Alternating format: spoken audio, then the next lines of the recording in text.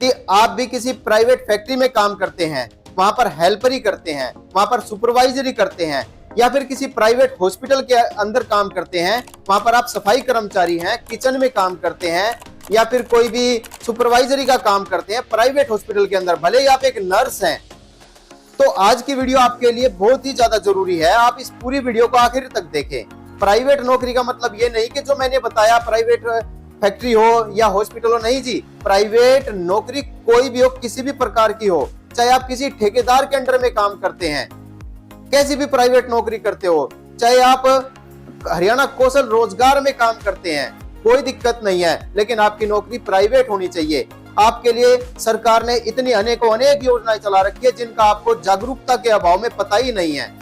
तो मैं आपको पूरी डिटेल बताऊंगा। अभी आप हमारा जन सेवा केंद्र बड़ी का जो हमारा फेसबुक पेज है, इसे भी फॉलो कर लीजिए।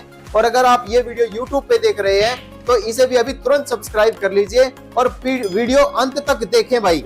अगर आपको कोई भी दिक्कत है आप हमें कमेंट करिए, हम आपकी सहायता पूरी सहायता करेंगे और ये स्कीम दिलाने में आपकी पूरी मदद करेंगे। मेरा नाम अनिल कुमार है और मैं एक जन सेवा केंद्र चलाता हूँ। और मेरे जन सेवा केंद्र पर डेली बहुत सारे फैक्ट्री वर्कर ही आते हैं, प्रवासी मजदूर आते हैं। अगर आप पर्सनल में से मुझे जानते हैं और आपके काम की ये वीडियो, तो आप मुझे आकर मिल भी सकते हैं। अगर आप मेरे से दूर से ये वीडियो देख रहे हैं तो आप मुझे कमेंट करिए, मैं आपकी पूरी सहायता करूंगा। हमारा जो ये पेज है इसे सब्सक्राइब अभी कर लीजिए। योजना क्या है? योजना है भाई, जितने भी व्यक्ति प्राइवेट नौकरी करते हैं, सरकार उनको 3 लाख रुपए देती है। अगर आप काम करते हुए दुर्घटना के शिकार हो जाते हैं या घर से बाहर छुट्टी है तो भी दुर्घटना के शिकार हो जाते हैं, तो भी मरने वाले व्यक्ति को 3 लाख रुपए मिलते हैं। वो पैसे उसके नॉमिनी को, उसके बीवी बच्चों को, उसके बूढ़े माँ बाप को मिलेंगे। अगर आपकी नजर में कोई भी ऐसा व्यक्ति है जो कभी किसी फैक्ट्री में काम करता था 2 साल के अंदर, 2 साल उसे अभी हुए ना हो और आपके सामने वो गुजर गया, तो हमें कमेंट करिए और उनके घर जाकर बताइए, ये मेरी वीडियो दिखाइए। उनको सरकार की तरफ से पूरे 3 लाख रुपए की आर्थिक सहायता मिलती है। इस चीज का किसी को नहीं पता, बहुत कम ऐसे व्यक्ति है जिनको पता है। आपको भी नहीं पता होगा क्योंकि आपने अब वीडियो देखे तो अभी पता लगा है, और जिनको पता है तो बहुत अच्छी बात है। तो मैं ये चाहता हूं आप भी इस पुण्य के काम में अपनी भागीदारी जरूर दें, क्योंकि मेरे पास अभी कुछ दिन पहले 2-3 केस ऐसे आए जिनको 2-2 साल हो चुके थे एक्सपायर हुए, मतलब 2 साल से थोड़ा कम टाइम था, और मैंने उनको ये क्लेम दिलवाया है। वो बहुत ही ज्यादा मतलब समझो खुश थे, और वो ऐसे लोग थे जिन्होंने मेरा वीडियो देखा और नीचे कमेंट मुझे किया। फिर उनसे मेरा संपर्क हुआ। संपर्क होने के बाद मैंने उनको तरीका बताया और उनकी मेरी जहां तक भी हेल्प हुई वहां तक मैंने की। उनका फॉर्म भी मैंने भरा और आज उनको 3 लाख, 2 लाख, पहले 2 लाख मिलते थे, लेकिन जो 2024 गया अक्टूबर, तब से 3 लाख रुपए सरकार ने कर दिए हैं। तो आप भी ऐसा काम जरूर करें, इस पुण्य के काम में भागीदारी अपनी जरूर दें। अगर कोई ऐसा व्यक्ति है जो किसी फैक्ट्री में, हॉस्पिटल में या फिर कोई भी प्राइवेट स्कूल, यूनिवर्सिटी में काम करता था और उसकी सैलरी उसके खाते में आती थी और वो एक्सपायर हो चुका है और उसके बीवी बच्चे, उसके बूढ़े माँ बाप परेशान हैं, गरीब हैं, तो आप मेरा ये वीडियो जरूर दिखाएं उसको, क्योंकि ये स्कीम ऐसी है कि इसका किसी को नहीं पता। ये स्कीम वेलफेयर डिपार्टमेंट की तरफ से सरकार देती है और हरियाणा वेलफेयर डिपार्टमेंट की तरफ से स्कीम चलाई जाती है। आप लोगों ने अपनी सैलरी स्लिप अगर नहीं देखी तो आज जरूर देखना। सैलरी स्लिप में देखिए, सबसे पहले उसका पीएफ कटेगा, फिर उसका ईएसआई कटेगा और फिर उसका वेलफेयर कटेगा, WL जिसे बोलते हैं। वेलफेयर फंड जब उसका कटता है मैक्सिमम 31 रुपए कटता है। आप स्क्रीन पे देख भी रहे हैं, आप खुद अंदाजा लगाइए।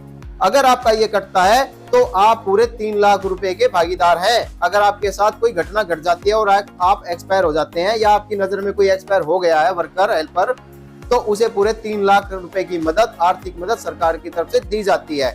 तो इस योजना का जो उद्देश्य है सरकार का वो यही है कि जो अंशदाता, जिसके पैसे कटे हैं, उसके जो सहयोगी हैं यानी घर वाले हैं, उनको आर्थिक सहायता मिल सके और वो भी कुछ आर्थिक रूप से संपन्न हो सके और अपना गुजर बसर कर सके। क्योंकि आदमी जो चला जाता है उसकी तो पूर्ति होती नहीं, लेकिन हम आर्थिक मदद करके उनकी सहायता जरूर कर सकते हैं। तो सरकार ने ये योजना इसीलिए चला रखी है। तो मैं आपको फिर यही बात बताता हूँ, इस योजना में कागज पत्र कुछ ज्यादा नहीं लगते, वो मैं आपको दिखा भी रहा हूँ, आप स्क्रीन पे देखिए। इसमें ज्यादा नहीं लगते, थोड़ा स्क्रीनशॉट भी आप ले लेना इसका।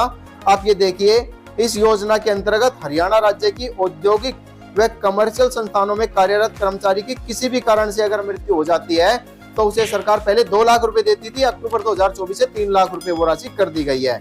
और इस योजना के लिए जो है विधवा का आवेदन पत्र उसके पति की मृत्यु के वर्ष के 2 वर्ष के अंदर प्रस्तुत करना होगा।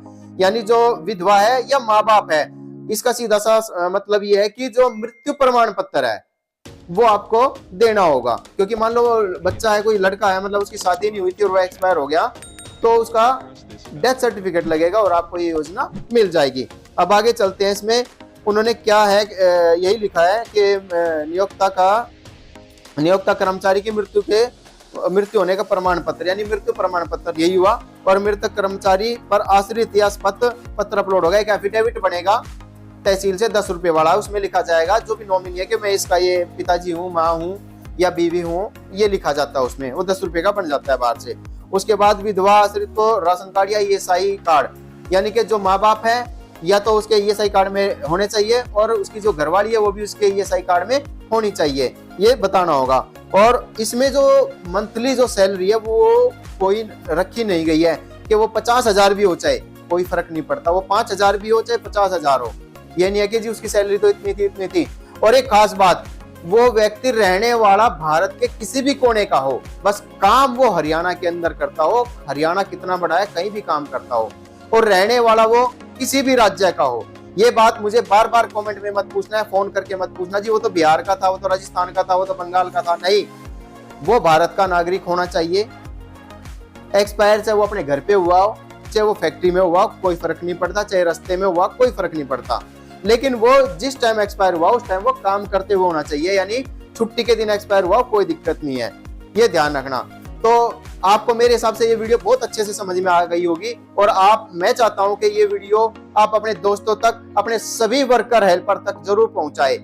मैंने आपको पूरी डिटेल में बताया, चाहे वो कोई हॉस्पिटल में काम करने वाला नर्स हो या फिर कोई जीडीए सफाई कर्मचारी हो, चाहे सिक्योरिटी गार्ड हो, कोई भी हो भाई, प्राइवेट नौकरी करता हो, बस इस योजना में उसी की वही व्यक्ति आवेदन कर सकता है जो प्राइवेट नौकरी करता है। और रही बात दूसरे को जो दिहाड़ी मजदूरी करते हैं, उनके लिए सरकार ने दयालु योजना चला रखी है, पेज पे जाके पूरा वीडियो देखिए, उसमें तो 5 लाख रुपए मिलते हैं, खाली एक डेथ सर्टिफिकेट ही लगाना है। दिहाड़ी मजदूरी वालों को 5 लाख रुपए के हकदार है और सरकार देती है, और किसी को 1 रुपया देने की कोई भी जरूरत नहीं है किसी भी योजना के लिए। आप हमें संपर्क कीजिए, हम आपकी पूरी सहायता करेंगे। वीडियो मैं अब यहीं पर खत्म करना चाहूंगा, तो खत्म करने से पहले आप मेरा चैनल, मेरा पेज डिजिटल अनुभव सब्सक्राइब और फॉलो जरूर करें और अपने दोस्तों को शेयर करें। नमस्कार।